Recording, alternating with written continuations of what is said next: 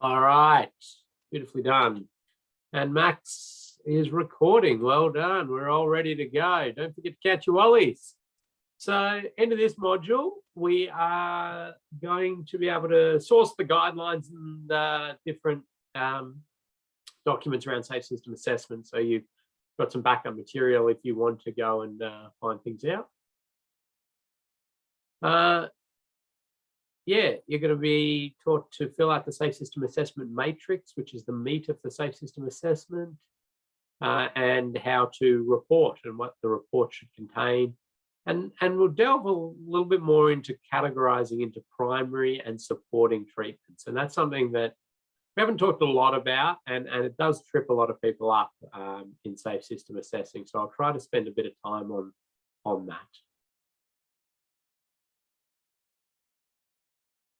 We've done well covering off the principles of the safe system. We're all fairly comfortable with that. We've talked about the aspiration of no death or serious injury, people making mistakes and us trying to minimize and manage those mistakes, the shared responsibility, and that people are vulnerable.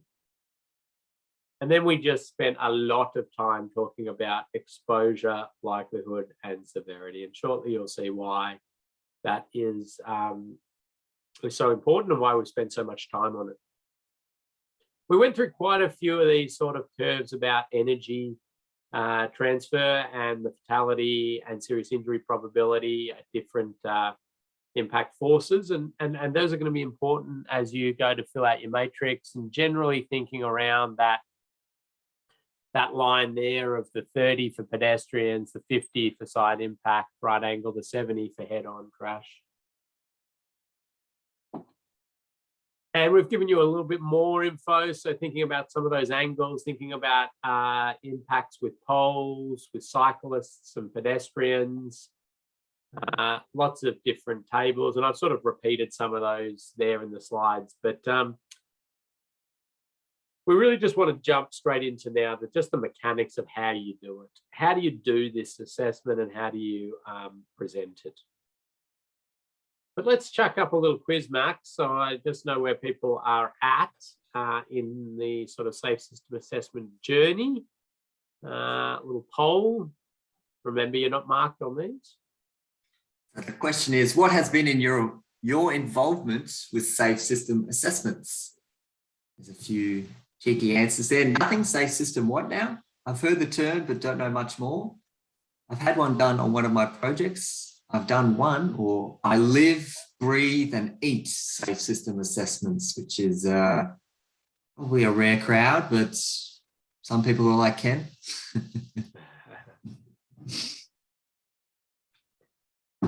Good. This will give us a good gauge at how much the detail we need to go through, but we're not expecting anybody to be anywhere. Just I'm going to run you through a few things.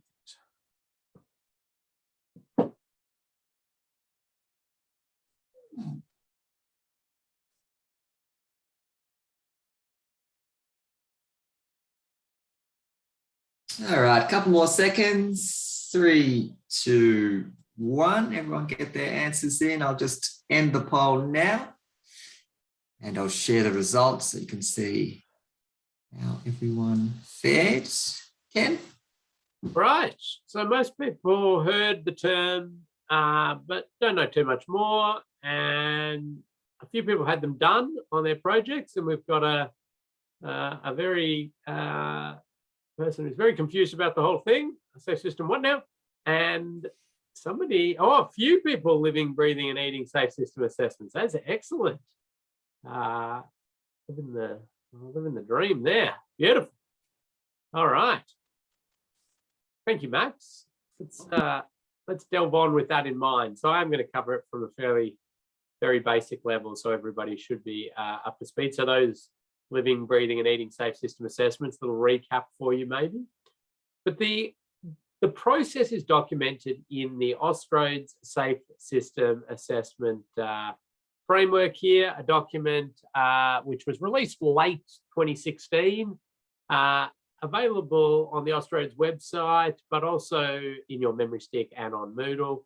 This documents the process. I was on the working group for this this project. I wasn't one of the authors of it, but I was on the working group, and there was some interesting debate that happened. And what comes out of this? There's a few things. There's the objective of the assessment is sort of needs to be worked out, and that happens early on. And it's, what's the purpose, scale, and depth of the assessment you're doing?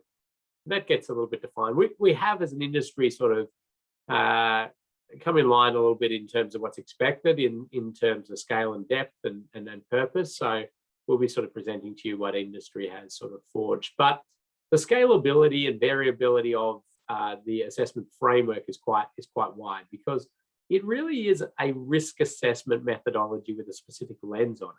So if you think about, well, what can you do a risk assessment on, and how in-depth can your risk assessments be? They can be very varied, can't they? You can do a risk assessment that's very small and very targeted, or you can do a very big, broad, wide risk assessments. You can also go into excruciating depth in a risk assessment, or you can do a sort of lighter touch. And there's a bit of that scalability available in the Safe System Assessment Framework.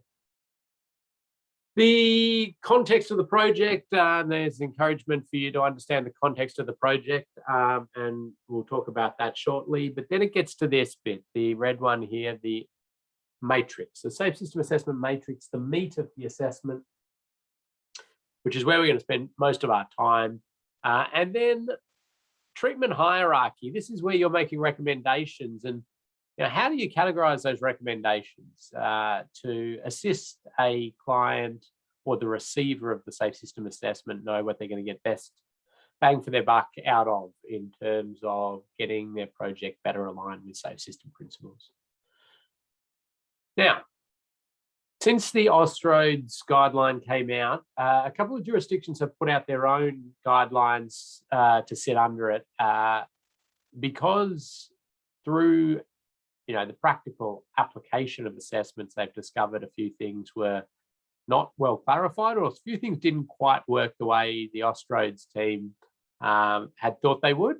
So Victoria and South Australia have put out their own Safe System Assessment guidelines. You'll notice if you delve into these that they're very, very similar, except for the front cover and a global replace of VicRoads with DIPTI at the time. So you've got a pretty consistent jurisdictional practice going on there. A lot of other jurisdictions are just sort of ticking along with basically what Victoria has been doing, and they're adapting their own. Queensland's gone some slightly different ways of approaching it, all based on the same principles, the same process, just a few little tweaks, and they're generating a few resources out of TMR, Safer Roads team, to assist practitioners. So if you're in Queensland, you'll certainly do this exercise, and it's going to give you a wonderful foundation. But then when you go to do some local ones, you should just get in contact with your QD TMR Safer Roads team and just get the latest template from them. Okay, so what I'm going to do is start kind of at the end and then show you how you get there, if that makes sense. This is kind of the output a lot of people are looking for from a Safe System Assessment, which is some sort of scoring and quantification around different options and how well they align with Safe System principles. And I'll explain a little bit more about it. What we see over here is Safe System Alignment score. Okay, it's a score. And we see here crash types: run-off road, head-on, intersection, pedestrians, cyclists, and motorcyclists. And then this one is labeled other. And other caters for anything that's not picked up in those other crash types. So that could be sideswipe crashes, could be crashes with animals, could be railway level crossing crashes, could be a rear end crash if that doesn't occur as a result of an intersection. So somehow like a mid-block rear end crash, maybe a pedestrian operated signal, potential for rear end crashes, that would fit into your other. So in a safe system assessment, you are the one who decides what sort of fits into that other category. Now in a safe system assessment, the lower the score, the better, right? So we want to see low scores. And what you do is the red here, all the red bars for these different ones are the existing condition, what's currently out there. And what's the score there? And you could almost, you could talk about it as crash risk, but you could talk about it as a safe system assessment score. And it's scored for each of those crash types. And then you can see very easily and clearly here, okay, they seem to have an option of a roundabout. They seem to have an option of a modified T intersection with traffic signals, or they seem to have an option of a standard T intersection with traffic signals.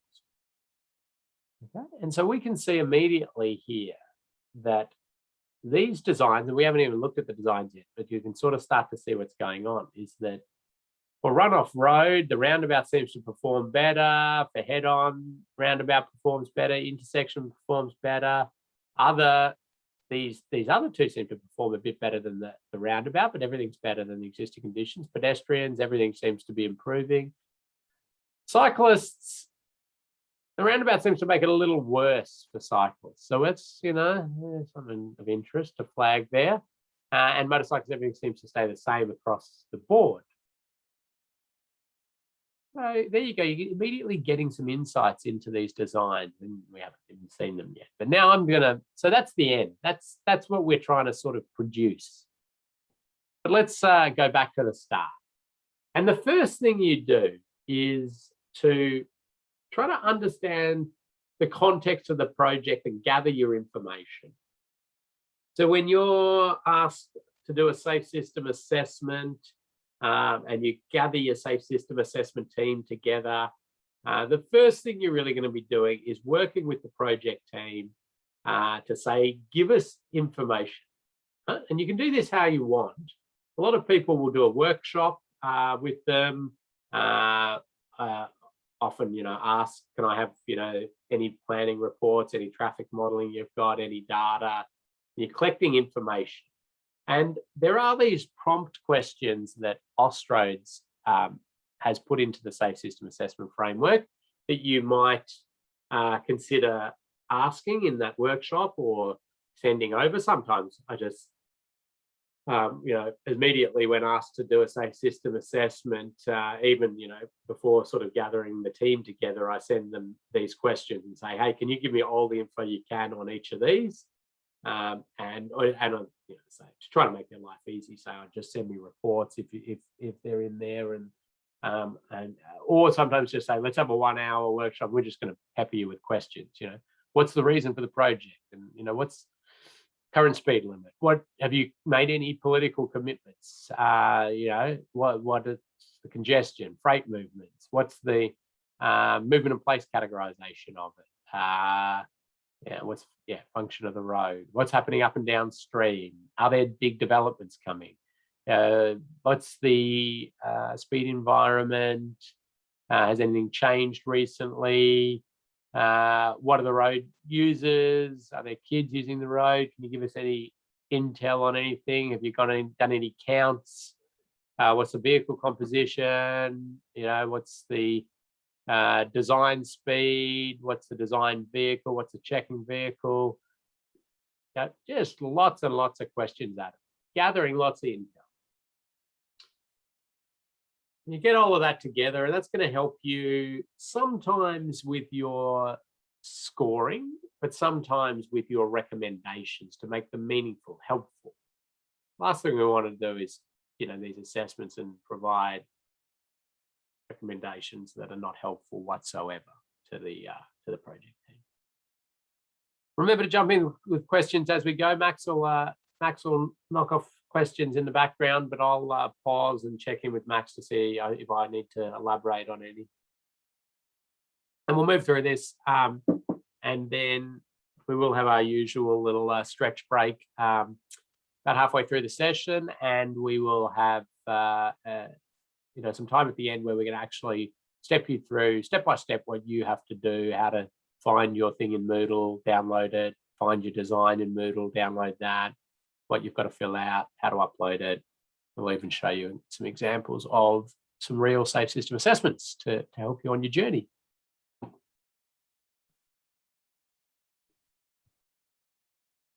Okay, let's talk about the matrix, the Safe System Assessment Matrix. And here it is, matrix being another term for a sort of table like this with cells in it. Now, it's got 3 rows, and you'll be happy to see that the rows are exposure, likelihood, and severity.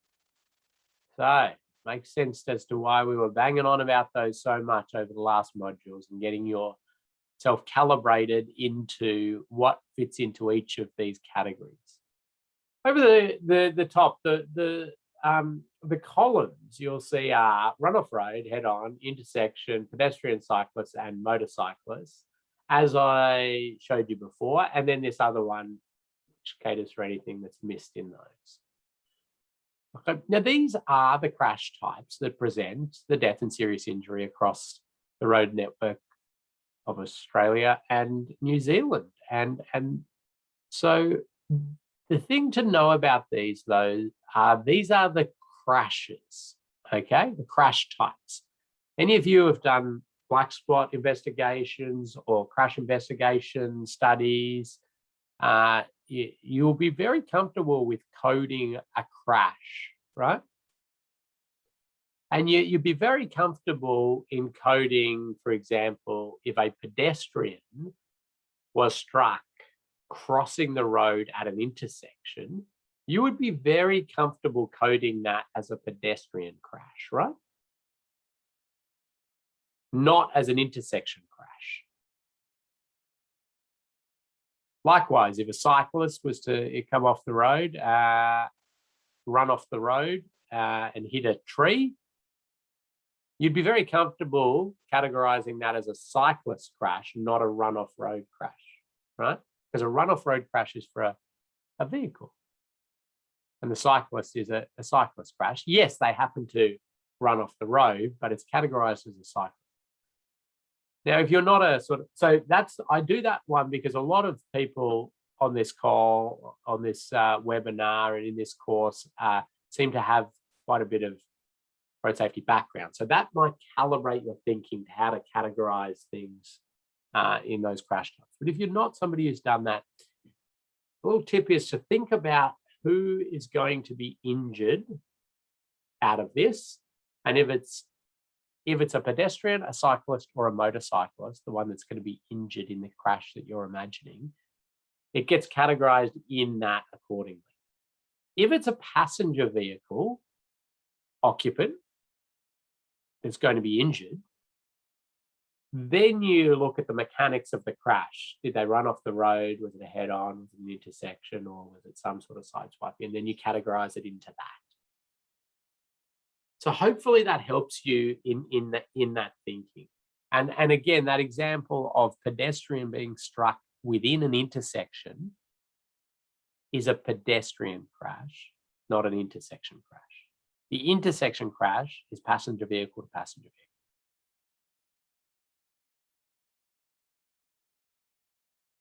So hopefully that makes sense, but please ask your questions on it if you are confused. So what we do then is we look at each of the cells of this matrix and we want to put a score to each of these cells. That's our aim. We want to put a score between a 0 and a 4. How do we do that? Well, we have these Austroads produced scoring reference sheets. And I've sort of popped it in here, but we have this all sorts of places to help you. It's in the Safe System Assessment Framework by Austroads.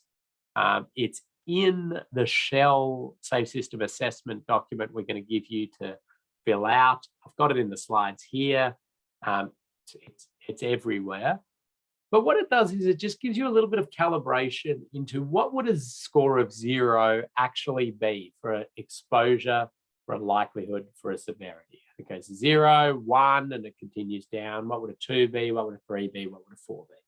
I'm going to come back to that. I'm going to come back to that. But let's jump in here. And this page I'm showing you now has some dot points in what you would think about, but by no means is it everything. You need to be thinking about lots and lots of things to arrive at your score for each of these cells. But let's start easy, okay? The easiest one by a long shot is exposure. Now, your assignment that you did, you're the one where you started saying, what are some of the factors influencing exposure? We were very sort of relaxed in this, and you might have put trip generator things and the like. But you can see here when you put it into the actual official matrix, it's pretty clear all you're being driven by is AADT for the passenger vehicle runoff road. Right? Just what is the volume of vehicles going through there? Right? And you simply go to your scoring reference sheet, and let's jump up to say it too. And you say, what does that say here for road user exposure? It says volume of vehicles that might be involved in a particular crash type, so this one we're thinking about runoff road, are moderate. Therefore, the exposure is moderate. For runoff road, head-on and other crash types, AADT is between 1,000 and 5,000 vehicles per day.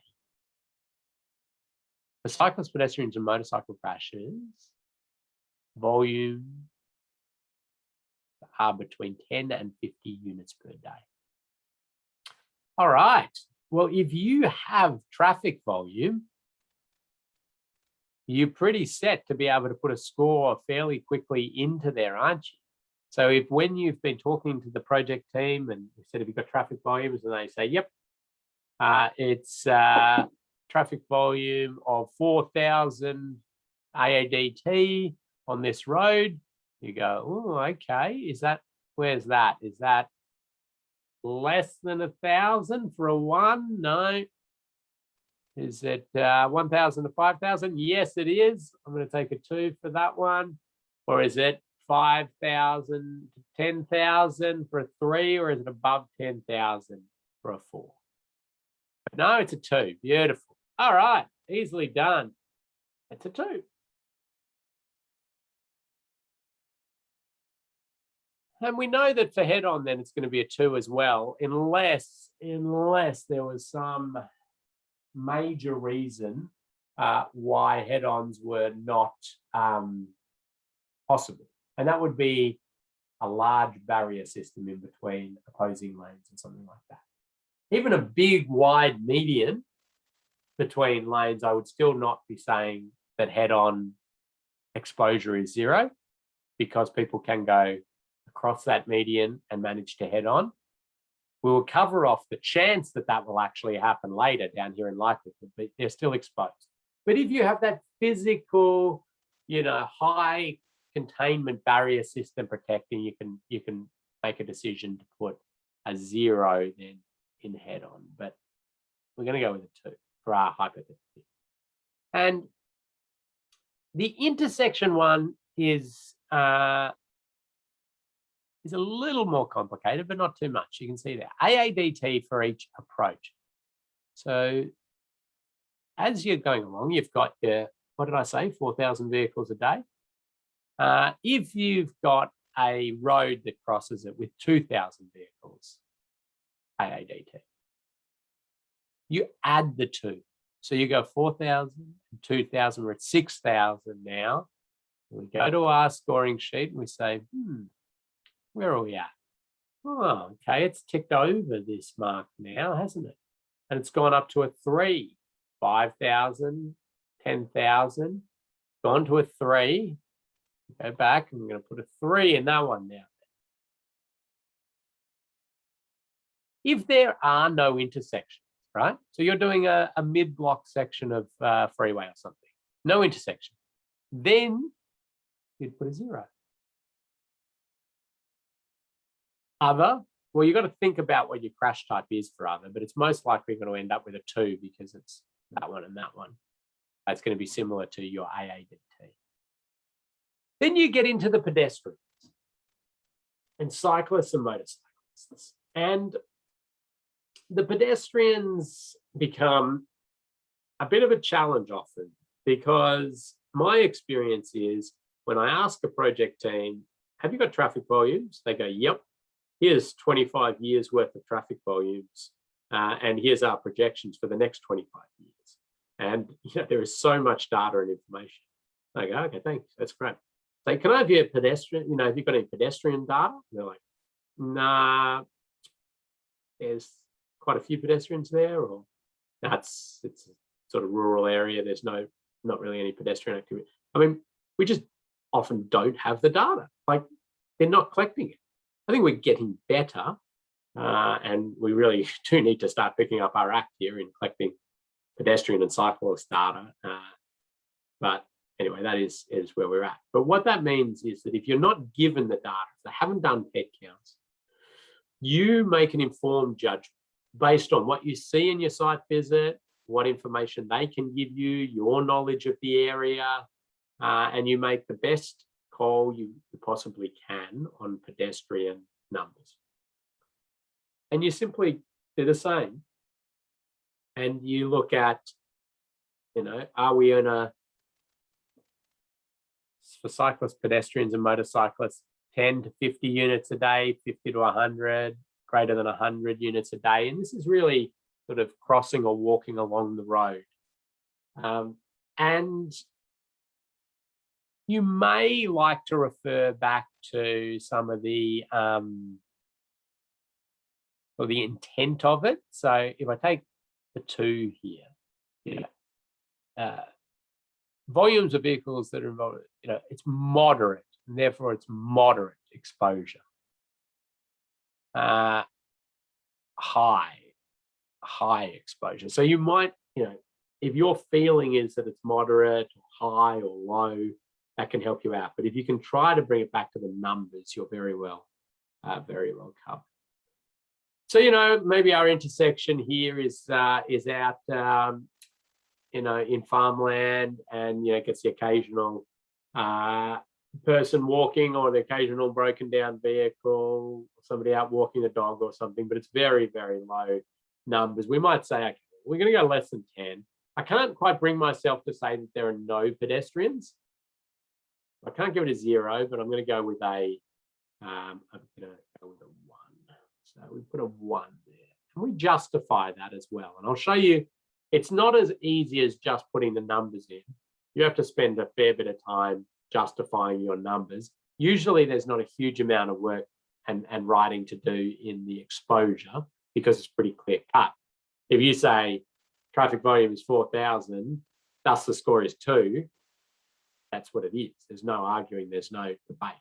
When you get down to likelihood, you've got to really document and justify how you've arrived at this score. Cyclists, then you're doing the same with cyclists. You're looking at what are the number of cyclists, generally AADT style of cyclists, annual average. So, you're trying to weed out the, maybe the Sunday morning lycra clad training cyclists go through there. You're recognizing that they do go through there. You might think about them later in the assessment, but that's not going to give you a score of 4 just because that's, once every Sunday, but you note that, but you come up with whatever it is. And so we'll say maybe it's a 1 as well for cyclists. Remember that sorry, that wasn't another Wally, that was me hitting the wrong way to go. Less than 10 units a day for pedestrians, cyclists, motorcyclists, they're all the same scoring categorization. And then motorcyclists, again, sometimes you actually get motorcycle data, sometimes you don't. Usually, just a bit of a rule of thumb you can use is 1% of AADT for passenger vehicles, motorcyclists. It's a fairly good rule of thumb, unless you're, you know that this is a very popular motorcycle route or something like that. So it could be the Great Alpine Road or the Great Ocean Road or the Waterfall Way or some Oxley Highway somewhere. These popular motorcycle routes, you might have better data, you might know some more, but we'll give it 1% of AADT, and then we can just check it back through, and that's going to come out as a 2. All right, we've got exposure scores. Beautifully done. I'm going to pause there, Max, and see if people have questions around exposure scoring before we delve into some trickier ones.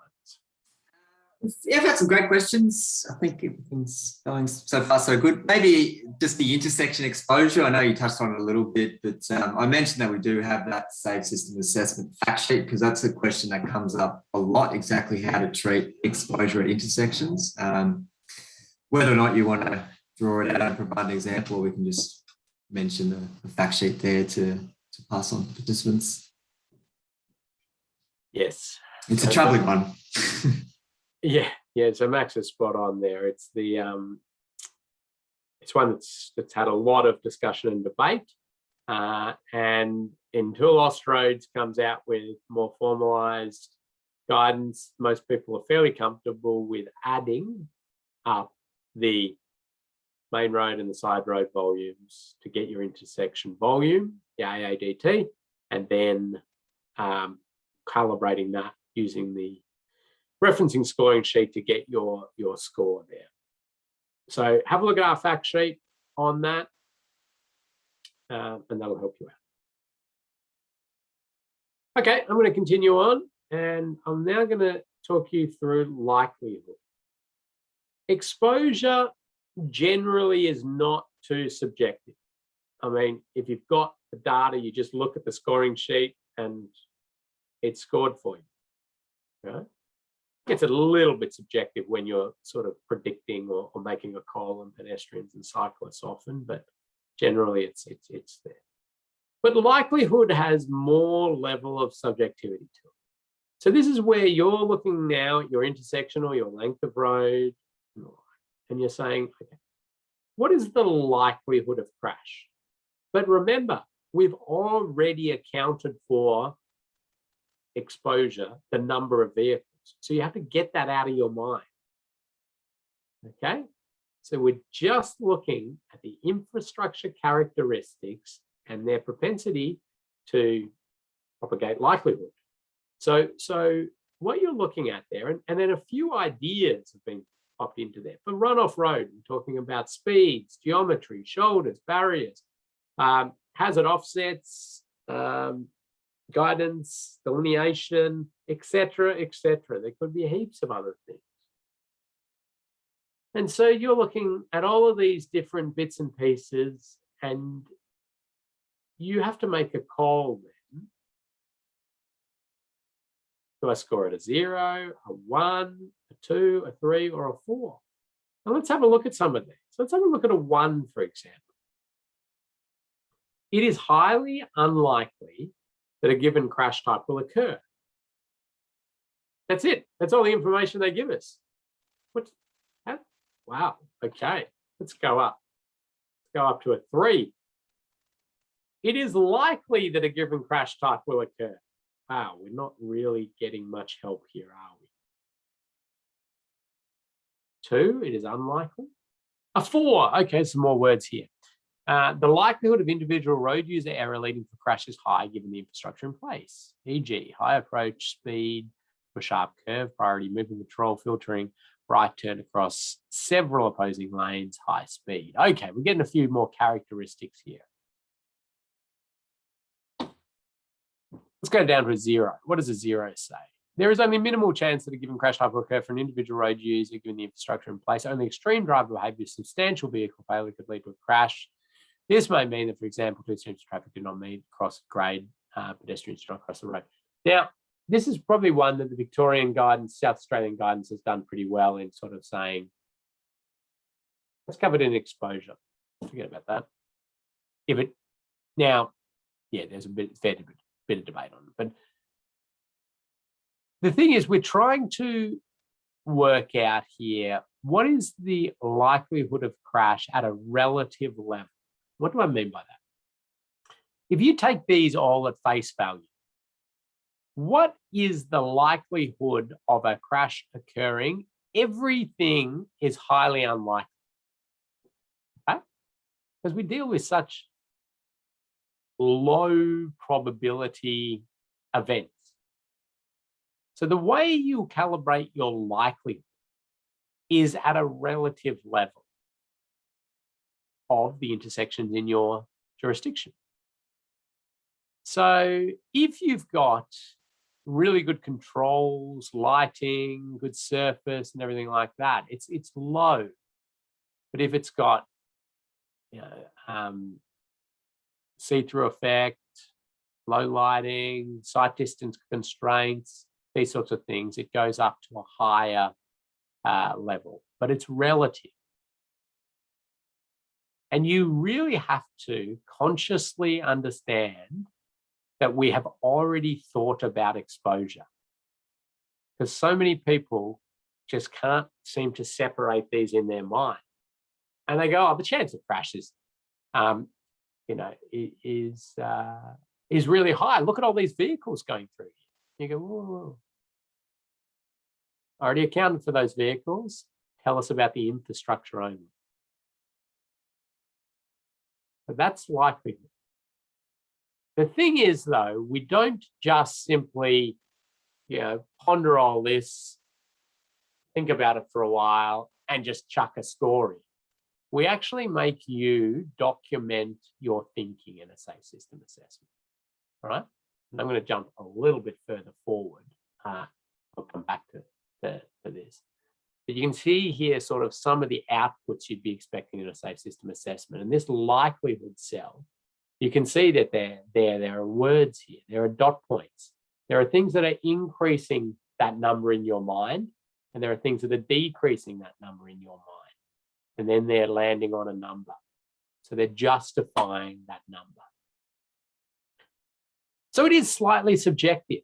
And you've got to dot point lots of things out. You've got to look at it. What I tend to find for likelihood is people that are, well, road safety auditors, for example, just exceptional at likelihood factors. They're just picking out all these wonderful factors and dot pointing them out. Really beautiful, rich description of how they've arrived at this likelihood score. And we want to see that. We want to see some proof that it was well thought through, well dot pointed out. So you go through that and you might say, let's talk about runoff road. We might go, well, the speed is 100 kilometers per hour. And it's got sealed shoulders. It's got audio tactile edge line. Now, there are barriers there. That's going to influence the severity. The reason it's in likelihood as well is because they've got, when you leave the road, you're more likely to hit a barrier, aren't you, than if there's gaps out on the road. So you're involved in a crash more likely. So people might be seeing that as in there to reduce the likelihood, but it's actually probably in there to increase the likelihood.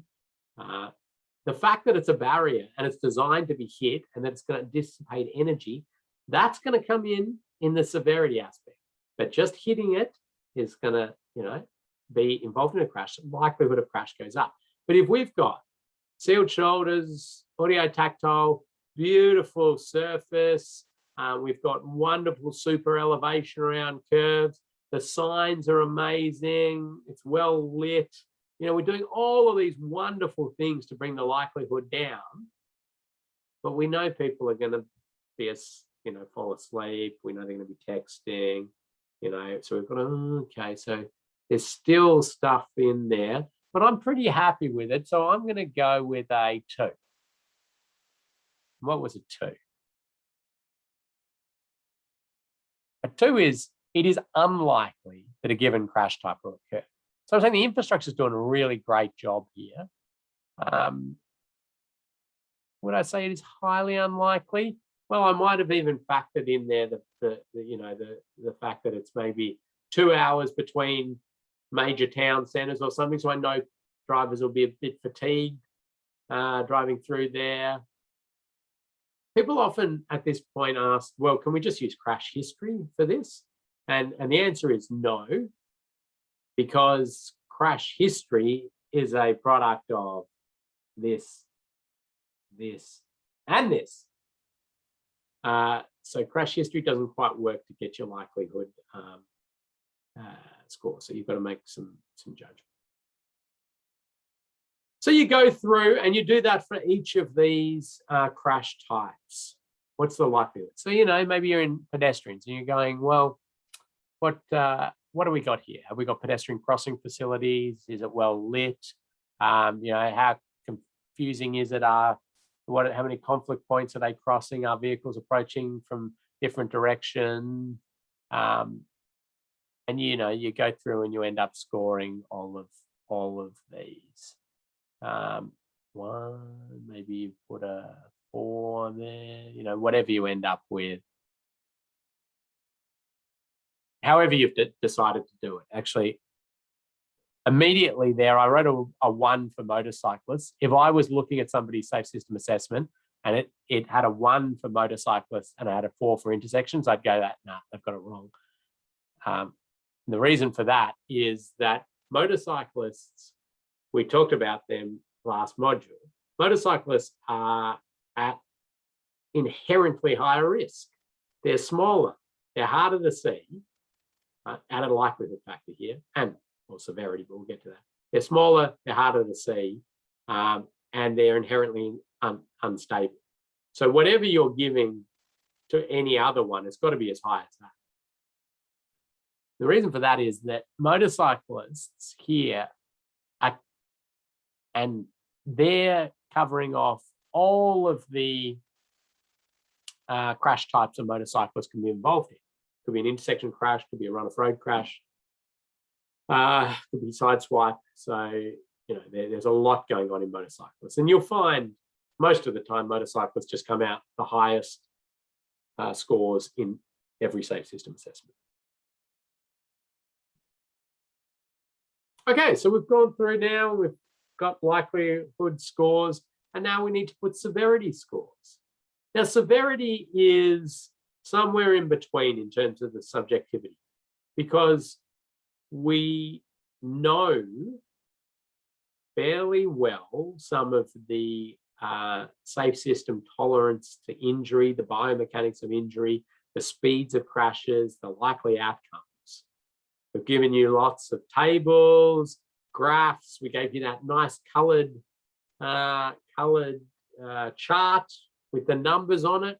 Again, there's data, there's information around it. The subjectivity to it becomes for you to decide what speeds you think crashes might be happening at and what vehicles will be involved. But let's have a look at what the scoring sheet has to say on severity. Let's have a look at a 2, for example. Should a crash occur, it is unlikely that it will result in fatality or serious injury for any road user involved. Kinetic energies are moderate and the majority of time are effectively dissipated before reaching the road user, so like a barrier or some sort of cushioning device. So that's a 2. It is unlikely. Let's go up to a 3. It is likely that it will result in fatality or serious injury. And a 4, it is highly likely that it will result in fatality or serious injury. We go back down. Let's see what a 0 pops out in this one. Should a crash occur, there is only minimal chance that it will result in fatality or serious injury to any road user involved. This might mean kinetic energy transferred during the crash event are low enough not to cause fatal or serious injury, or that excessive energies are effectively redirected, dissipated before transferring to the road user. Users may refer to safe system critical impact speeds for different crash types while considering impact angles, roadside hazards, barriers, etc. So There you go. So then you come back and you mull over this and you think, okay, they're going to leave the road now.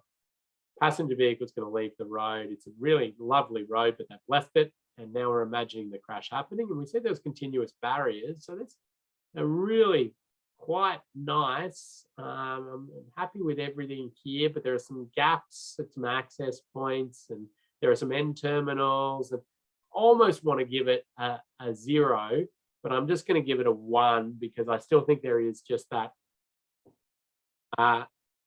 It's highly unlikely that it will result in fatality or serious injury due to the wonderfulness of those flexible barrier systems and their placement and the continuation, but it's just those gaps in the end terminals, and I can't quite do it. Now, remember, this is just for passenger vehicles here. Passenger vehicles could involve heavy vehicles. We can talk about that in a second, but I'm predominantly thinking about passenger vehicles. People get fixated. They go, well, what about the motorcyclists? Or, oh no, well, what about cyclists and things like that? Going to get accounted for down here. I'm going to put a 1 there for that. And then the head on. All right, now the head-on crash is happening. So, you know, maybe there is a median there, a grassed median or the like, but they've got to cross that. Now, what speeds are they going? You know, what weight are the vehicles going to be?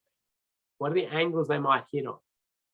Okay, and so now we might be going, well, I'm going to go 4 there because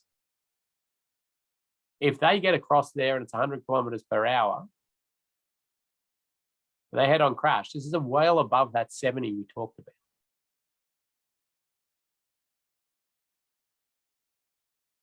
Intersection, right? Now we're crashing at the intersection, and we've got the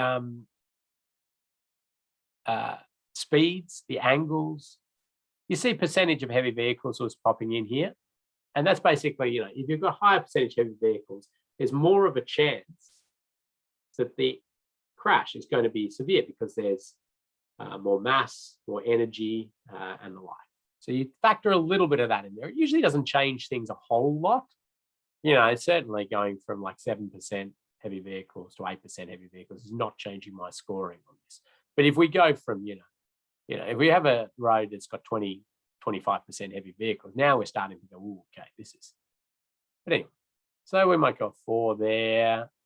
Maybe we're thinking about side swipe crashes, and we know they're going to be far less severe. So maybe it's a 2 on there. And it's going to be a 4 and a 4 and a 4. And I don't even need to think too much about the pedestrian, cycle, and motorcyclist because I'm talking in this random hypothetical I'm making up on the fly, and I'm talking about 100 kilometers per hour. And of course, you know, any crashes involving pedestrian, cyclists, motorcycles at 100 kilometers an hour, we know death. And but death is very, you know, pretty sure death is going to happen in those. So then you've now filled out all the scores. And of course, you've populated it with lots of words and justification, and we'll get to that in a second. Then you multiply. You multiply your scores down. So you go 2 times 2 times 1. And we've got a score of 4. There we go 2 times 1 is 2 times 4 is 8. And you continue on going like this for all of the. And so you can see you're getting the scores there. And then you add up along the bottom. So each of the crash types gets a score out of 64, and then you get a final score out of 448 as you add them up along the bottom. And that's your then sort of total safe system score. We'd love to see 0 because that would be perfect alignment with safe system principles. The reality is we never see 0 because, you know, we're in the real world, and but it's about getting better alignment with safe system principles.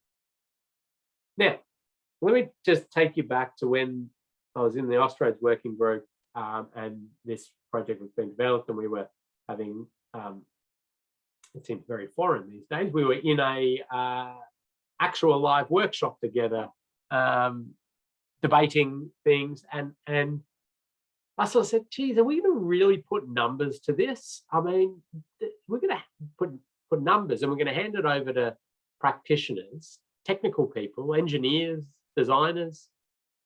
They're going to run this right off the cliff. Like, we're going to just see people going extreme with numbers. And we certainly did. We saw people going to, in the early stages of safe system assessment, people going to like 3 decimal places on their number. Okay, what is the likelihood of run off road? 2.475. What the hell? Like, and then multiplying that out, and you get these.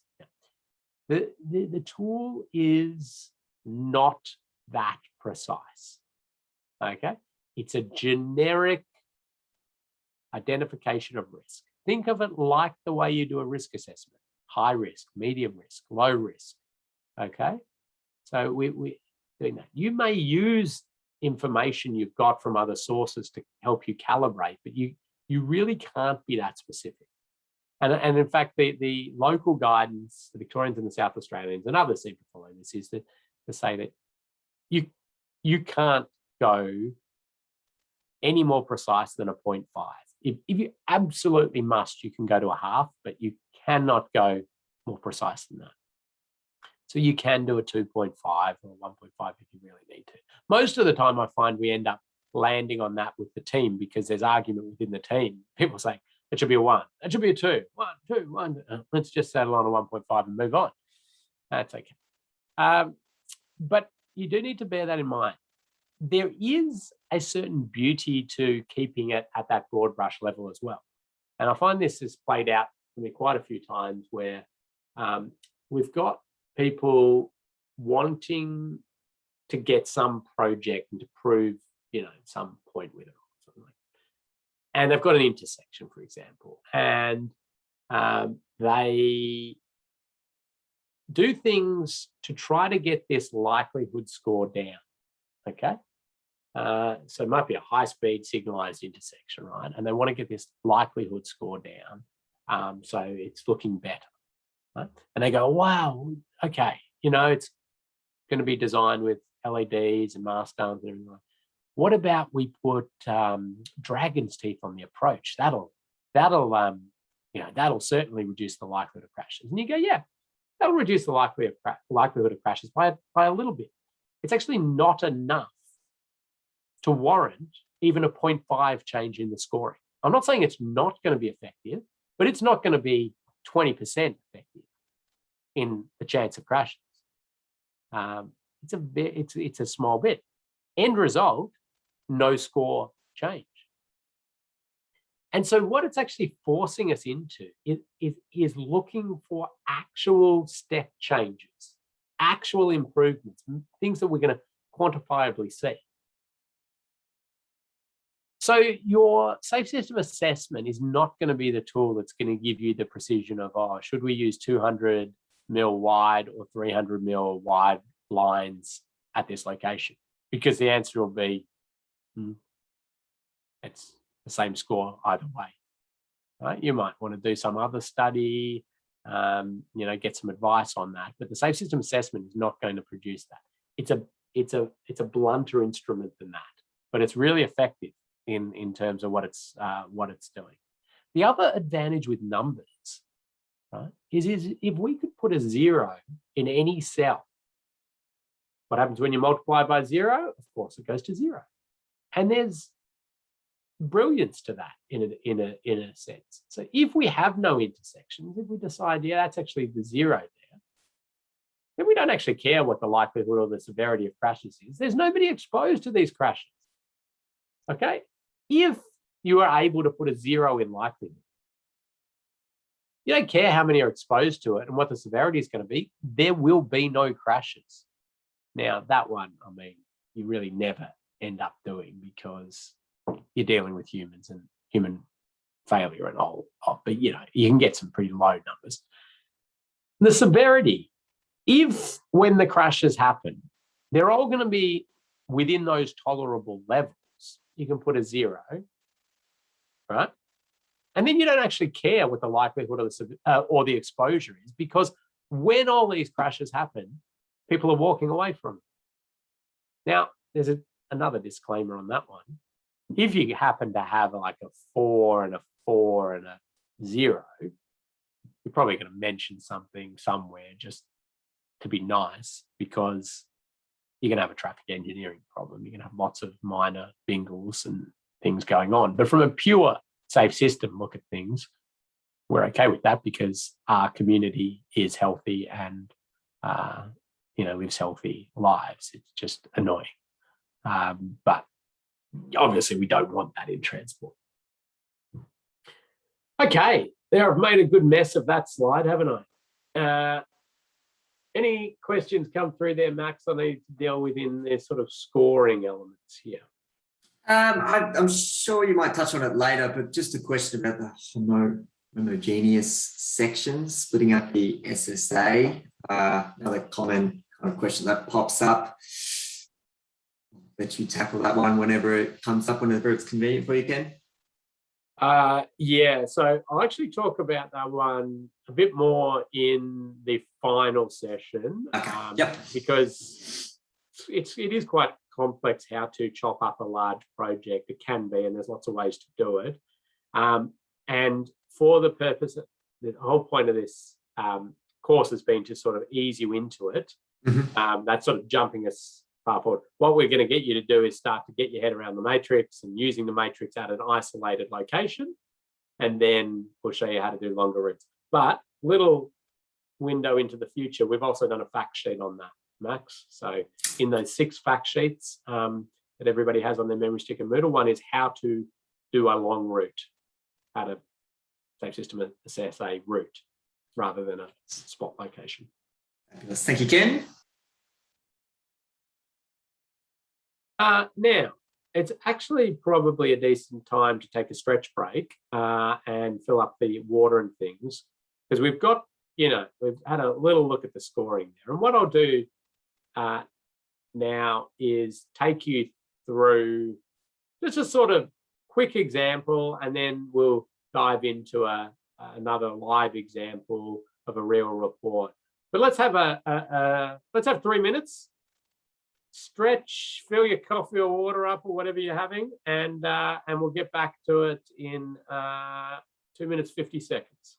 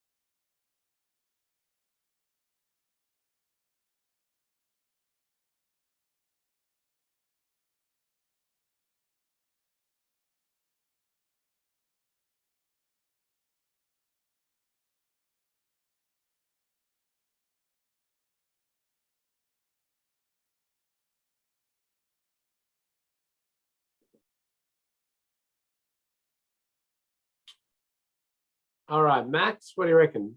Get back into it? Yeah, let's hop back in. Well, let's have a look at this little example.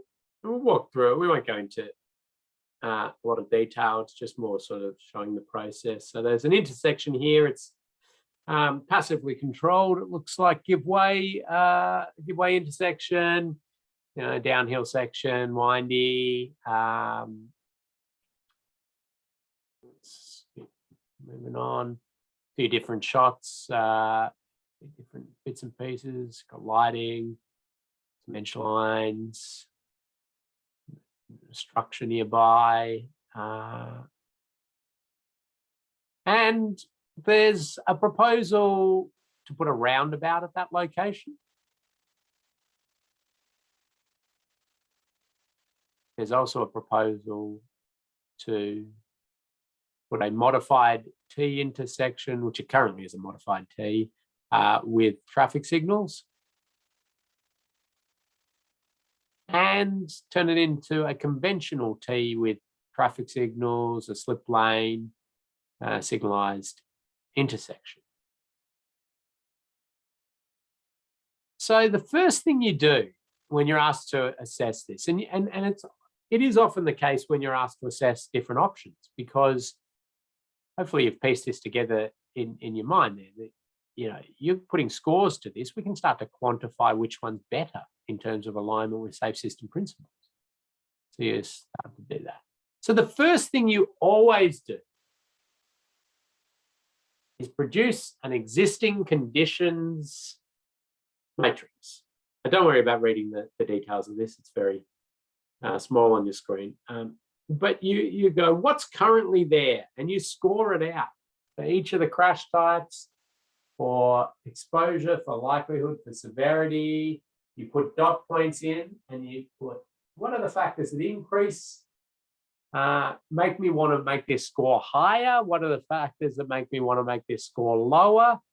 And you can see, the speeds, or there's, minimal sealed shoulders, some guideposts are missing, no curb and channel, blah, blah, and you arrive at your score. And in this case, this team seems to have come up with a 0.5. So, but they haven't gone any more precise than 0.5 at least. So you go through and you do all that. You get your score. It comes out of 448, 118. So each one comes out as out of 64. Then you take that, you're happy with it, you've done your existing conditions, and you copy the existing conditions matrix and you paste it. And you say, right, now they're building a roundabout. And you go look at the roundabout design and you go, okay, yep, that's interesting. Okay, yep, see what they're doing there. You analyze that.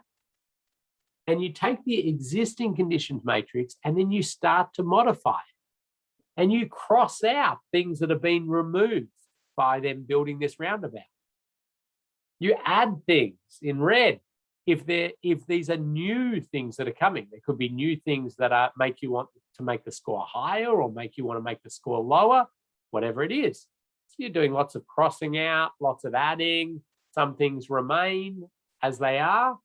And then you can see that you start to change the scores as appropriate. And you notice there that any score that has changed gets a new color, like it's colored. Then you do the same. You get the original existing conditions matrix, you paste it, and you do the same for modified T with signals.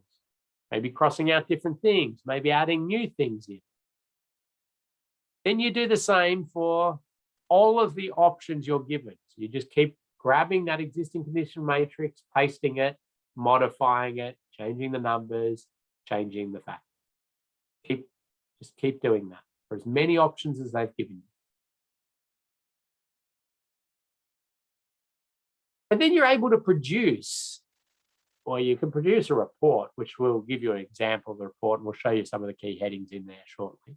But you immediately get this. You get existing conditions, 118.5. Roundabouts, 90. Modified T, 99. Conventional T, 105. right? You immediately know there that first insight, everything they're doing, all of their ideas improve alignment with safe system principles. Okay. The one that improves it most is the roundabout. The modified T next. And you can produce that in multiple ways. You can put a little graph to it like that as well for the overarching scores if you wanted. I always like to try and make it easy for people with little symbols or something like this. Like I don't want them to have to go, oh, what was design option 2 again, and go back 16 pages. Is that design option 2 or is that 3A? So I try to make it easy for them with some sort of way to look at it. And then you're able to produce this with a little bit more detail. But we don't stop there, right? But I mean, that is useful often for people in terms of their multi-criteria assessment of options or these sorts of things. But we don't stop there because we say, well, until all of these are 0, we can still do better. So here are some ideas. If you want to bring any of these scores down, and what we often, do is sometimes have a look at this and concentrate some of our scoring, some of our recommendations to try to address the larger risk ones. So certainly I'd be making comments around cyclists and what we could do for the cyclists at the roundabout option, but also all the other options. I mean, it's sitting out there. And I'd be looking at intersection and certainly making recommendations around each of these. How do we bring them down? Is there anything else we could do at the roundabout? But you're making all these different recommendations. But we ask that you categorize those recommendations. And I mentioned this earlier. It can be quite tricky and difficult to categorize recommendations because what we do is we make we've really come down to 2 categories. There is a third category which was used and appears occasionally. It's generally not being used much anymore, but I'm drawing a big line there for that non-safe system at the moment. But primary or supporting. Now, primary does not mean your number 1 recommendation. It might be a number 1 recommendation, but it's a categorization of a treatment. Okay, so you could, in theory, have 3 primary recommendations, or 10 primary recommendations, or no primary recommendations, because they're the treatment type. So think of it like we've got all the possible treatments in the world for this intersection and things that could be done, and we've placed them all into 2 buckets. The primary bucket and the supporting bucket.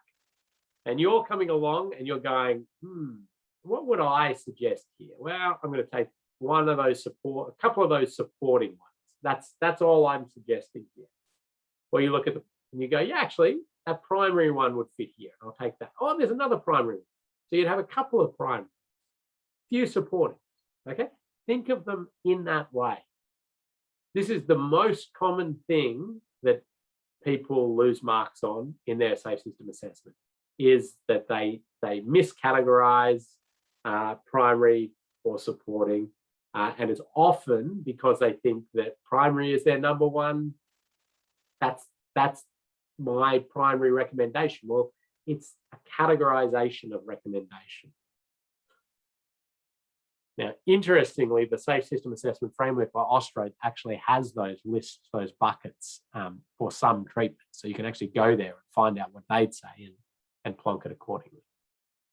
But primary, in a definition sense, a primary treatment is road planning, design, management considerations that virtually eliminate potential for a fatal or serious injury crash occurring with that particular crash type you're interested in. An interesting one here, and I'm going to give this as a very specific example because it's another one I see done incorrectly all the time, is if you've got an intersection and it's got, say, a car park close up to the intersection, right? And your recommendation is to remove the car park, okay? People want to call that So the car park being a sight distance constraint, right? It's blocking sight lines for people trying to come out of the intersection. They want to call that a primary treatment. Remove that car park. The reason they want to do that is because it opened up the sight lines. You've eliminated that issue. But it's about eliminating the potential for fatal and serious injury occurring with that crash type. What's the crash type? It's an intersection crash. You have not eliminated the potential for that crash at that speed and the like. What you've done is you've lessened the chance it's going to happen because there's better sight lines. But removing that car park is a supporting treatment. It's good, it helps, but the actual crash, the intersection crash, can still happen at the speed, at the energy. You've not eliminated the potential for fatal serious injury crashes at that location by removing that car. Supporting any planning, design, management considerations that improve the overall level of safety for the foreseeable crasher, not expected to virtually eliminate the potential for that occurring. And it does not change the ability for a primary treatment to be implemented in the future. So that one came about because traffic signals, for example, at some intersections could be seen as a primary treatment, but they can also make it very hard to ever do a primary treatment. And so sometimes you wouldn't consider them a supporting, you might consider them a non-safe system treatment, but that's there's a little bit more to that. But what you're really going to be concentrating on is my idea of improving things coming out of the primary bucket or the supporting bucket? And pretty much a little rule of thumb I've got is that if it's not reducing speeds and angles or managing energy down to tolerable levels, it's going to be a supporting treatment because we're relying on humans not making mistakes otherwise. And we know that that's just not part of the safe system. Okay. So you're going to categorize, and we're going to show you this shortly. How are we going on time here? Okay, we've got a bit. This is very helpful having Max behind the scenes answering a few questions. So you've done, so there's the matrix we've seen, we've done categorization of treatments. We also talk about other elements of the safe system in a full safe system assessment. And we talk about road users, vehicles, and post-crash care. And you get these qualitative questions straight out of the Australian Safe System Assessment Framework. And in your safe system assessment, as an assessor, you just put qualitative answers to it. So you're not trying to put numbers to these ones. They may influence the numbers in the matrix if you decide that they've got enough, enough to influence it. But it may just be that you're writing commentary around these. Maybe you'll pick up a recommendation or two to come out of this, but they jog and start your thinking around a whole lot of different issues. So what we see here is, are road users likely to be alert and compliant, and are there factors that might influence this? So it's just a question there, and then you write some commentary around this. What are the expected compliance and enforcement levels, drugs, alcohol, speed, driving, road rules? What's the likelihood of driver fatigue? So that was one I already mentioned. Is this, quite far between major centres? Can enforcement of these issues be conducted safely? Are there special road users? Entertainment precinct, elderly, on-road activities? Distraction by environmental factors? Is there a big variable message sign or a big giant pineapple or something? And risk-taking behaviours. So, you're gathering a bit of info on this. Sometimes in safe system assessments, we love to have a chat with the local highway patrol. It helps there. It helps in some other questions that are coming up. What is your level of the alignment with the ideals of safer vehicles? That's a bit of our roads that cars can read, vision of the future style question. So often you scratch your head and you go, I don't really know. I'm not sure I've got anything to add in this, and that's okay. At least you sort of had a ponder,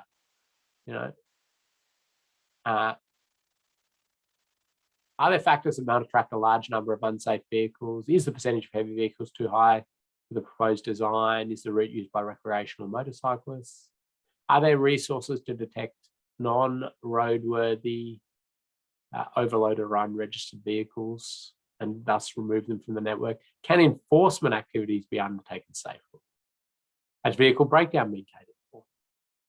So, some of these questions could bring up something I talked about talking to the highway patrol. Some of the, my favorite, well, really exciting things that have come out of safe system assessments have been things like, talking to the highway patrol and saying, can enforcement, here's a design, would that be able to be enforced? And, can you do enforcement at the moment? And they go, oh, no, it's really hard. No, and that's going to make it even harder. You're putting these continuous barrier systems. We don't know, and then say, well, what about this area? Could that be used for enforcement? I say, yeah, well, that could work. And if you're building stuff, you could maybe just build an opening there and the barriers, and we could put the booze bus in there, and we could put, we could create an area up further back for the number plate recognition vehicle. And all of a sudden you're sort of within the scope of the project, and in these sort of many hundreds of millions of dollar projects or billion-dollar projects, these are minor, insignificant cost changes, sometimes pretty much no cost changes. And you're starting to build facilities that help facilitate some of the other elements of the safe system so we get better stuff. And that one actually happened in a duplication job that we assessed and sat down with the highway patrol, and it was built. It didn't cost anything more. It was an old stack site. It just got barrier in some specific configurations, and they can use it now as a purpose-built enforcement bay, essentially. So post-crash care. Are there issues that might influence safe and efficient post-crash care in the event of a severe injury, congestion, access, stopping space? Now, some of these really are only applicable in certain road situations, but they're trying to cover off all road situations with this. So that one really only seems to present itself mainly in the urban motorway assessments, but you might find it in another one. Do emergency and medical services operate as efficiently and rapidly as possible? Again, another one where interesting things have popped out, like thinking about constructing helicopter landing pads in mountainous areas where motorcyclists have been injured, and it's just taking a huge amount of time to get to these and challenge the injured parties, and there's nowhere for the helicopter to sort of land and safely extract. So it's thinking outside the square there and outside of the pouring of the concrete and the barrier. So yeah. Are other road use emergency response teams protected during a crash event? Are drivers provided the correct information? Is there reliable information via radio, VMS? And is there provision for e-safety, safety systems based on modern information and communication technologies, cooperative ITS? Those are sort of ones that I feel will emerge more and more into the future as we start to think about advanced vehicle features. How's that interacting with the road? What's our V2I communications, so vehicle to infrastructure communications? How are the vehicles talking to the signals and vice versa, and telling vehicles to stop, and there's a whole web of stuff going on there. They've tried in these prompt questions to be pretty open and broad for you to have an ability to put things in as you like. Any questions for me, Max, at this stage? No, we're all good at this then. Thanks, Ken. So you've gathered all of this, you've done your matrix, you've answered these questions, you've come up with recommendations, you've categorized those into primary or supporting, and you need to report it all. And so you pull together a report. Now, the Victorian government has made your life easy and have produced template reports. And so if you just grab one of their templates and follow it. If you're in Queensland, as I say, get in contact with TMR, Safe Roads team, or contact us and we can point you at it. There's some Queensland templates. I mean, they're pretty much the same. There's slight tweaks and differences. So it, you know, but just use your local jurisdictions. The report, and certainly just you can put your own branding on all of them and the like, that's fine. In fact, it's encouraged by the jurisdictions. They just want to ensure that everybody's following the same reporting and its consistency. And if you get one done, you know, by one person and another person does one, and they're going to come and cover the same things.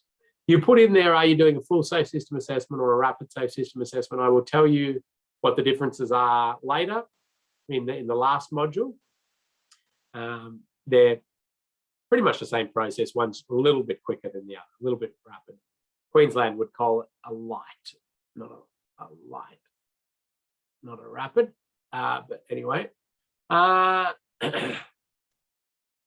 list of the members of the assessment team. So you're putting who's there, any meetings and site inspections that were held and undertaken, when they happen, description of the process. So that's always good to go in there, and it's in there, and all the templates as well, because a lot of people still pick this up and have no idea what it is. And bit of background on the project, including answers to those qualitative questions, including the prompt questions, the context of the project, and then you put the matrix in with the scores and the commentary around each of the factors for the existing conditions and all of the design options. You put that commentary around other safe system components. You don't put numbers to that, you just put writing. And then you make your recommendations in terms of treatments, changes to the design that would improve alignment with safe system principles. This one, again, is one that I find people occasionally get completely wrong in their assignments. And it's often enough for us to say, unfortunately, we are going to need you to redo your assignment because you haven't grasped the concept. And it's basically that your job with recommendations is to recommend alterations to their design to get it better aligned with safe system principles. Okay, you're not commenting on, you know, what aspects of their design are primary or supporting. No, you're making recommendations. You categorize your recommendations, and I'll show you an example of this shortly.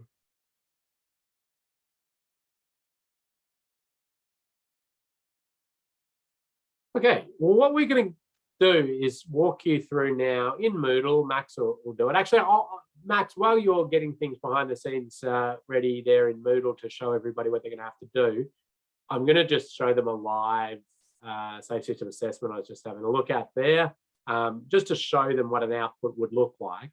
We're going to give you a template. It's going to look like this. It's going to have highlighted yellow stuff, and that's what you're going to have to change. So we've tried to streamline it, make it super easy for your assessment. But let me just give you a site safety briefing. The only thing you're going to have to do, I'm pretty sure the only quiz as such out of the end of this one is for you to agree and accept to be safe out on the site.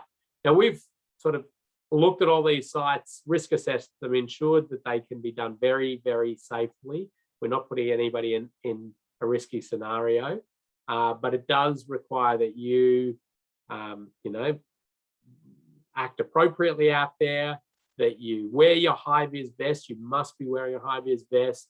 You stay off the road. We don't need you out there measuring lane widths or anything like that, because we're just observing how the area, you know, operates. What are the road users there? How are things going? Don't be a hazard yourself. Don't make people walk onto the road to get around you. Make sure your vehicle is parked safely. And then in all the sites, there are very safe places to park. Sometimes they're away from the intersection on minor roads. have a look at the swims. It's very logical stuff. It says things like, I'm not, don't go out there intoxicated and things like that.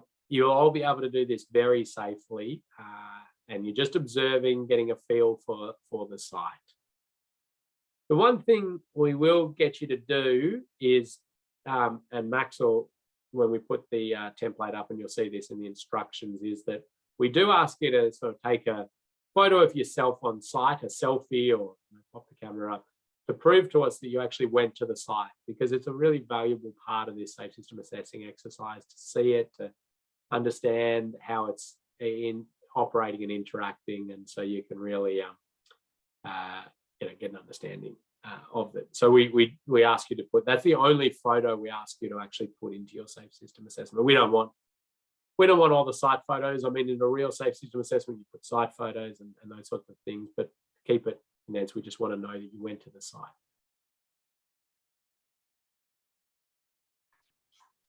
Okay. Time for me to share my screen there, Ken? It is. Well, I was going to show the other one, wasn't I? Should I do that? Or do you? Yeah, you can do that first. Yep. Yeah. We just exit out of this.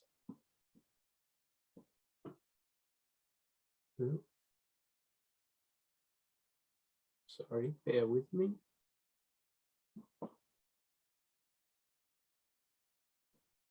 Okay, let's just have a look at a real safe system assessment, in case you haven't seen one. And Max, you seeing this? Yes, and I've got to say that looks familiar, Ken. Just having to pick one that you'd done, Max. So making sure any errors are blamed on you, not me. Sure, it'll be very good. Okay, so what we see, let's just click through it quickly. Exec summary, trying to make things clear, and beautifully done here immediately, that we can see the do nothing or existing condition score, and we can see some different scoring immediately.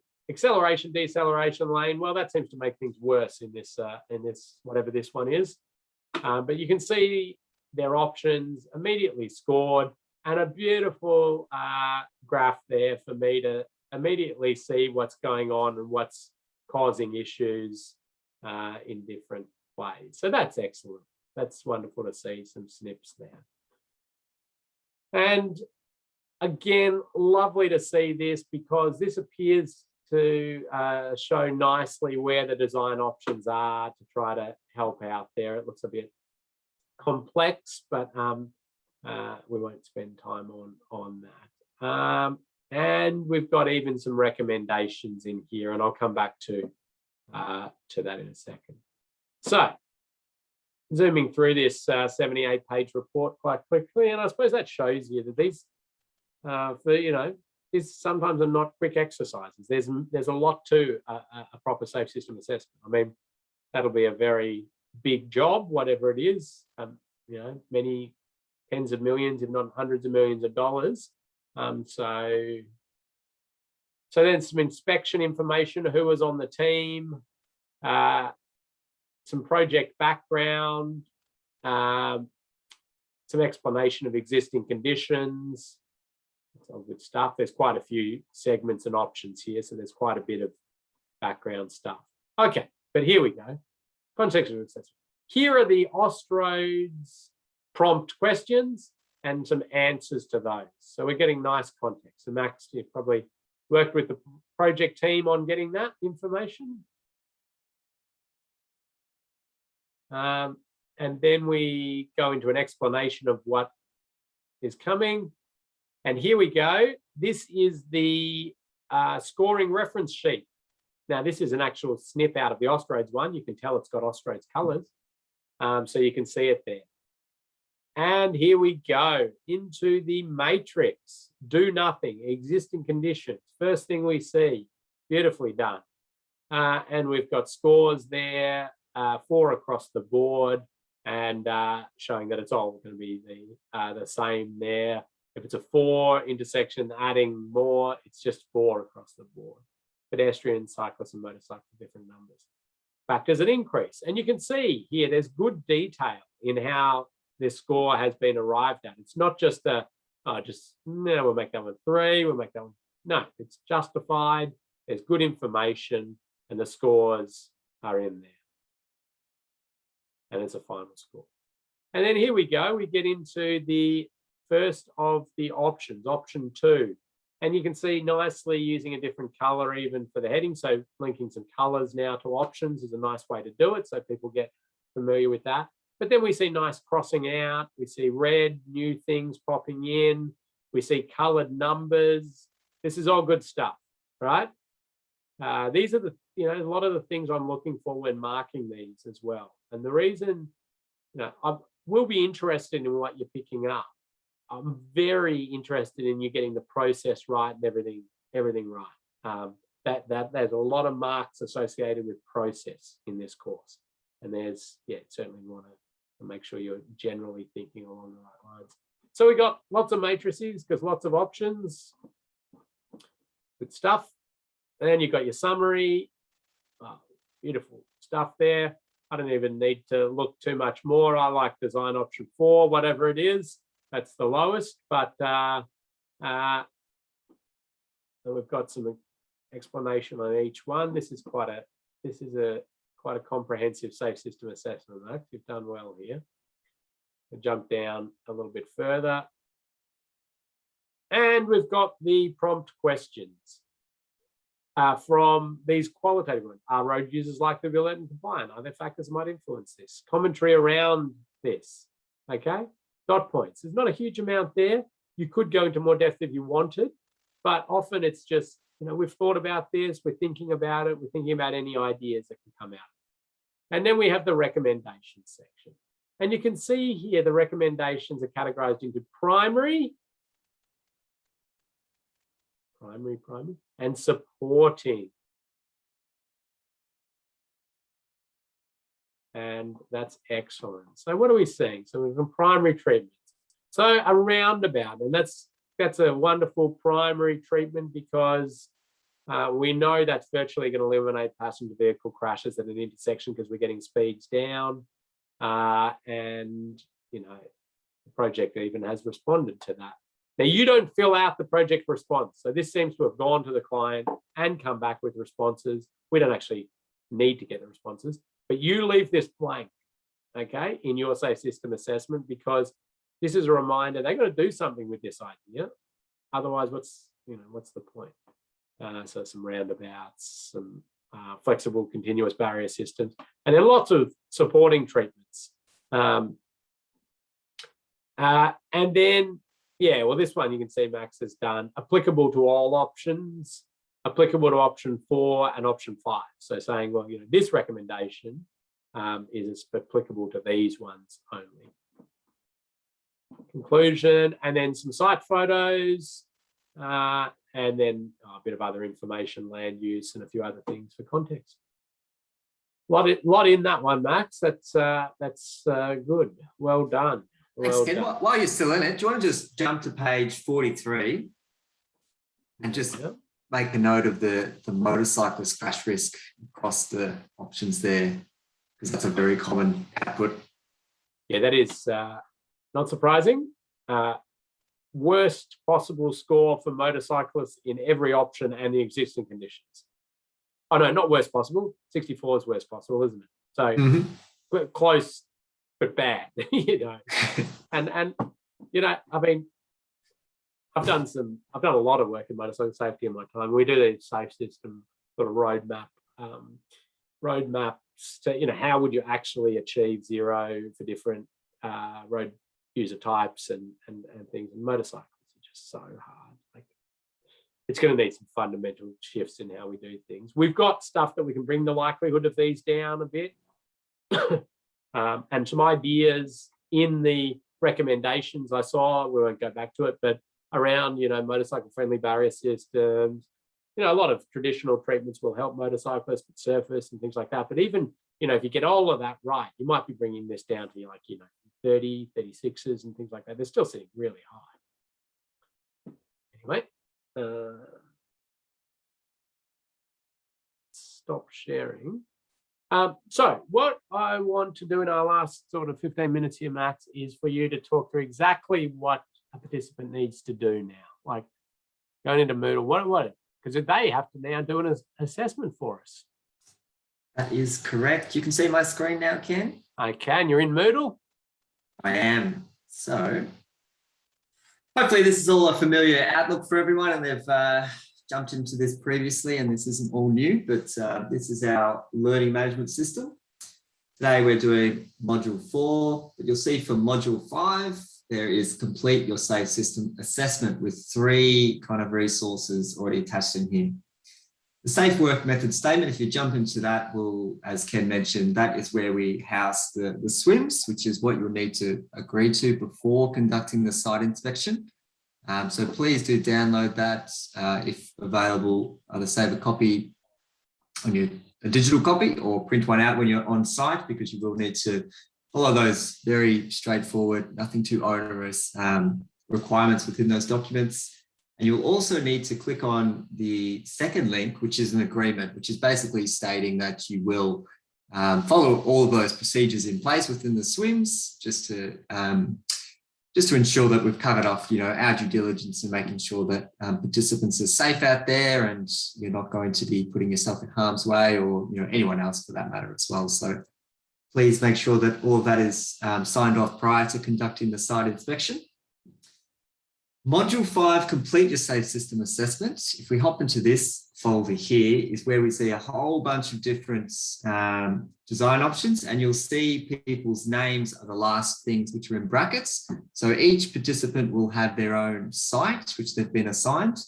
I'm going to pick one out at random here and go to Clyde Street, Douglas Street, Al Griffiths, and we'll just open up your sites. And let's have a look what we've got here.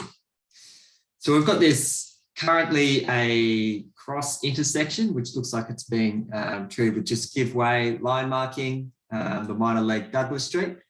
And we're proposing that we're going to install a roundabout here.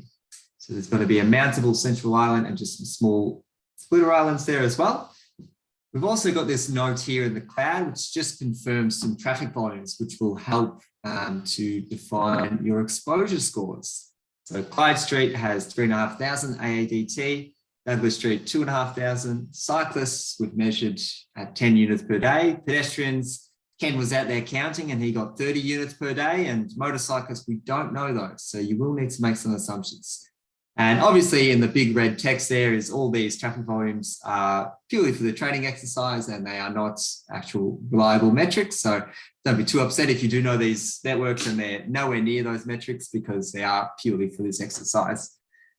So that's what your design will, everyone will have their own design for their site. Hopefully it should be close to the address that you provided us, whether that's your home or your office. And we ask that you go there on site. As Ken mentioned, take a selfie to just to ensure that we've got some confidence that you actually went out there on site, and just have a think about how your particular design would function within that, and perhaps think of all those things that may contribute to things that would increase or decrease the likelihood and severity for your proposed design. Because you will be asked to complete a SAFE system assessment. So we've got 2 documents at the top here. One's an Excel document and one is the assignment template. And I am just going to open up the Word document first to show you how this looks. And you will have to fill this in and acknowledge that different jurisdictions may have slightly different report styles, but we'll just ask for this one to be filled in for this project, for this assignment. And in big highlighted text there is complete only the highlighted sections as well. So this is obviously taken from the Vic Roads templates. And I'll just flick through. The executive summary, we don't need to worry about it for this particular assignment.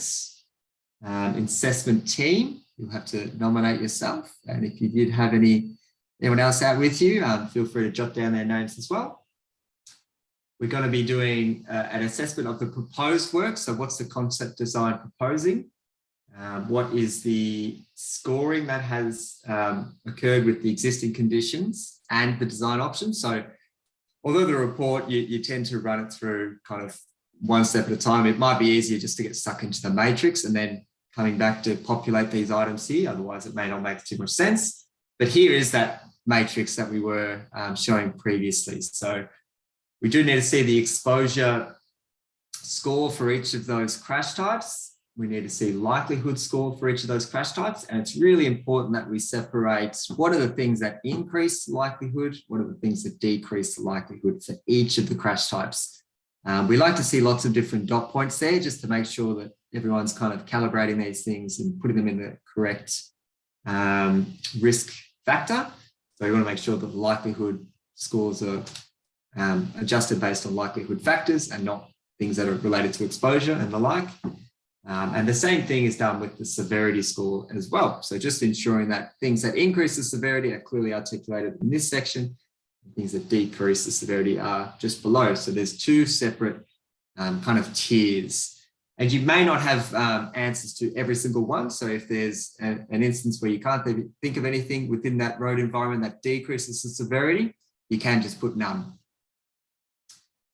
Okay, so that will, after you've given the score for each of the risk factors and each of the crash types, you can then produce a product score.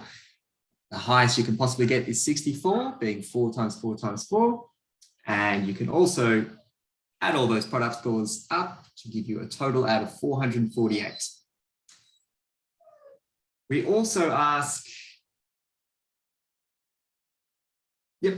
we also ask that you pop in some treatments for, list some primary treatments. So what could potentially be included within the design that would virtually eliminate the risk of fatal and serious injury crashes.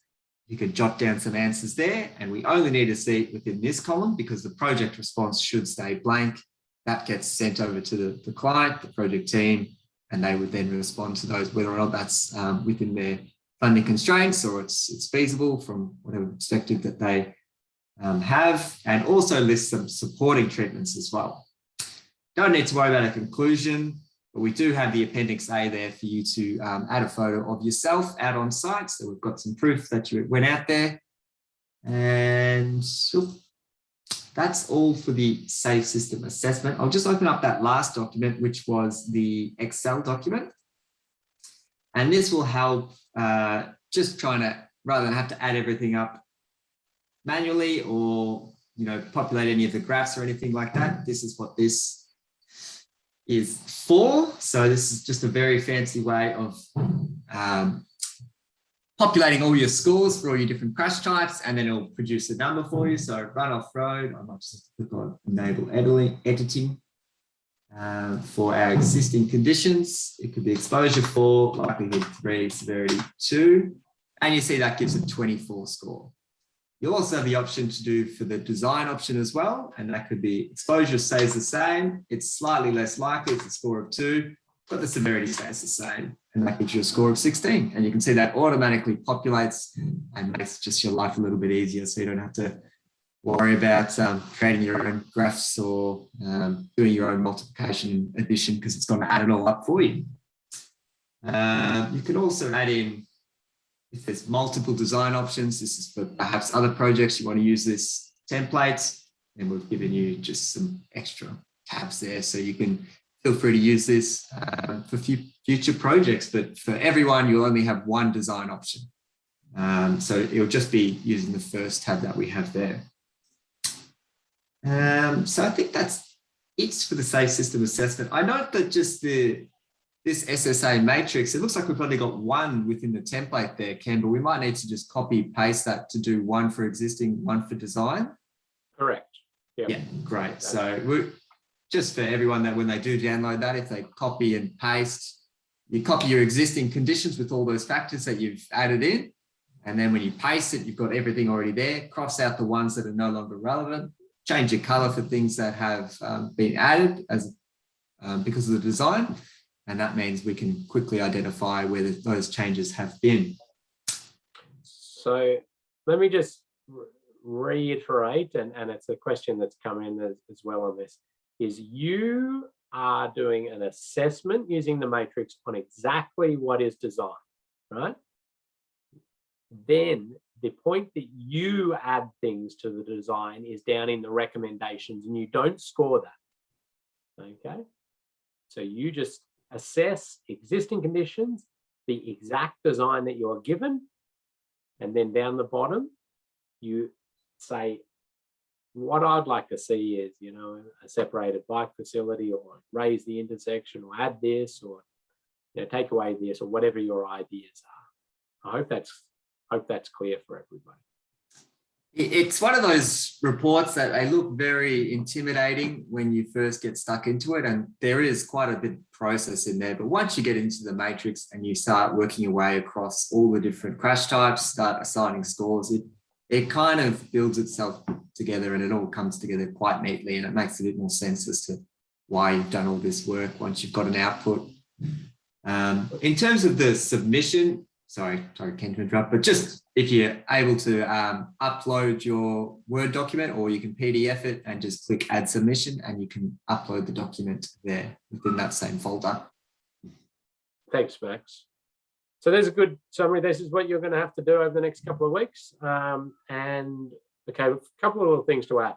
First of all, if you're out there and the residents come out and ask you what you're doing and what's planned, just tell them you're on a training exercise. Please don't show them the designs and say, oh, what do you think of this, you know, roundabout? Some of them are hypothetical. Some of them are, you know, the real, you know, council or road authority designs, but just don't, please don't do that. If the site, and you get in there and you find your site and you go, oh, well, that doesn't work because that's 400 kilometers away or something like that, just quickly get in contact with Max, and we will find you another site. We will organize another site for you. But hopefully they should be generally within your area. If you've got multiple people with the same site and you do want to, or you know each other or the like, and you want to work in a team, we're okay with that, right? We need, you know, we want you to both, or everybody in the team, to have input into the assessment. But what you're going to have to do is each one of you is going to have to submit the assessment, and it must have all people's names in the team part of the assessment. So if we are marking it and there's two exactly the same and they haven't said that they're the same team, we'll just go, well, this is, you know, we don't know whether you just took somebody else's or did you work as a team on this. So you have to put that in there. But you can, you know, most people will probably do this by themselves anyway, and that's fine. I mean, we've got some other quizzes and things to assure some competency, but you can do that if you need. Now, I've got here my pre-written words on for some of the things for marking, and the reason I pre-wrote them is because I wrote it so many times to people that I started saying, I just got to pre-write these words and get them ready. So in the 3 minutes, for 3 minutes, I just want to read you some of the basic common failures for safe system assessment. So if you can note some of these and not do them is the key. So the first one is it's just way too light on for detail in the matrix. So they've just sort of put a number and maybe one or two words, you know, said no, speed and, you know, surface. And like we need, you saw Max's, you saw others, we need a good bit of detail how you've arrived at that number. Just generally chaotic layout of the report. I mean, like, you can't understand, things are going on odd. Now that, you know, we're not going to take a lot of marks off you on that, but you've got to try and make it readable and presentable. Not having the design matrix highlight the difference, so not using a different color and crossing things out, just sort of redoing a matrix, and then it's very hard for anybody to see what's changed.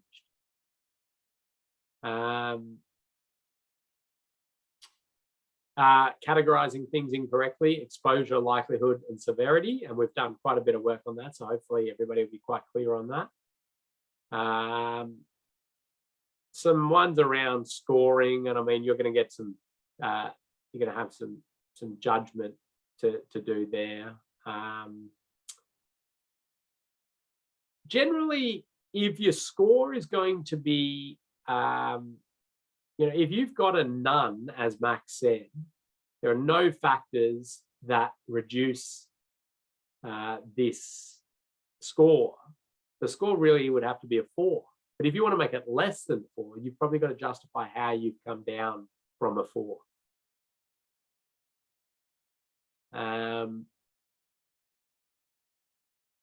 Yeah, treatments sort of not being safe system enough. Okay, so if you've got if your intersection was, I don't know, a high speed intersection, they were putting some traffic signals, and your recommendations were to, do a little bit more line marking, or just put a warning sign up on the approach to this inherently sort of high energy intersection, we'd be saying you're not really pushing hard enough. We want to see safe system.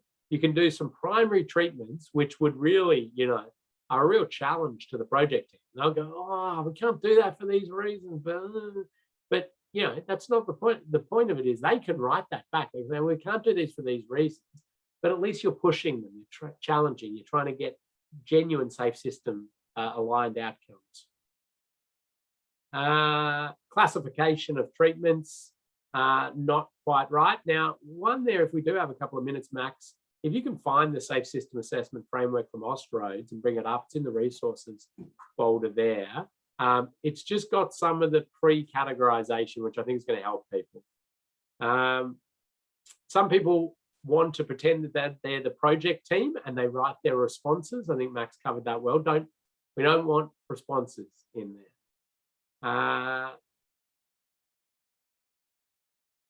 And then that clarification that the recommendations are to say, you've proposed a roundabout. To make your roundabout better safe system aligned, you'd do raised pedestrian crossings around the roundabout, or a separated bike facility around the roundabout, maybe a Dutch style protected roundabout, whatever it is, like a whole lot of ideas that you're adding to theirs, right? I think they're some of they're the main offenders in terms of people not quite getting that right. Okay, not been any questions, because you're going to have to get out there and do this over the next couple of weeks. Max, over to you to show you've got the Safe System Assessment Framework. I shared my wrong screen. Is that? We saw the cycling auditor course running there. Max, got confused. Is that the PDF up now? Yeah. Yeah. So the Safe System Assessment Framework that Austroads has published is saved on Moodle, and there are lots of fantastic treatments that you can reference, and that also clearly spells out which treatment kind of refers to exposure, likelihood, or severity, ELS. So when you're thinking about runoff road crashes, when you're thinking of head-on treatments or intersection treatments, have a flick through here just to get that thought process going, and I suppose making sure that you're categorizing things in the correct risk factor. Yeah, and you can see there that the yellow and the orange are both supporting. There used to be this sort of thing, people would talk about as step towards treatment, sort of gone out of favor these days and just lumped everything into supporting types. Yes, made things more confusing. Yeah. All right. Well, I think everybody's chomping at the bit to jump into their safe system assessments. Due date was a couple of weeks from today, as I understand. And so what I suggest you do is try to jump onto it fairly quickly to at least have a look at it, make sure you know where your site is. You've got everything you need, you've downloaded things. Have a little bit of a think through, ideally move your way through it, because next week, a week from today, we have a session where we will give you the opportunity to ask any questions about your assessment. We've got good time in there for lots of discussion if you'd like. And then you've got another week after that to finish it off. So it's good if we have that discussion, because others might come across similar issues. Next session is all about sort of policy, what jurisdictions are doing with safe system assessments, differences between that light or rapid and full safe system assessments, how you get on different registers or lists of accredited or qualified safe system assessors, and general questions, and a little bit of discussion about some other road forms. But yeah, that's good. All right, I think everybody's quite excited by it. What do we got there? TMR Queensland has a safe system checklist provided as part of the 2018 road safety policy. Yes, so there's a couple of good things in that document. You don't use that for your safe system assessment though, but that's a good thing to know of. Any other points, Max? No, there is a quiz after today. So if anyone wants to spend the last minutes, recommend hopping onto Moodle and completing that quiz just to strike while the iron's hot and enjoy the rest of your day. Thanks, everybody. See you later, guys. Bye.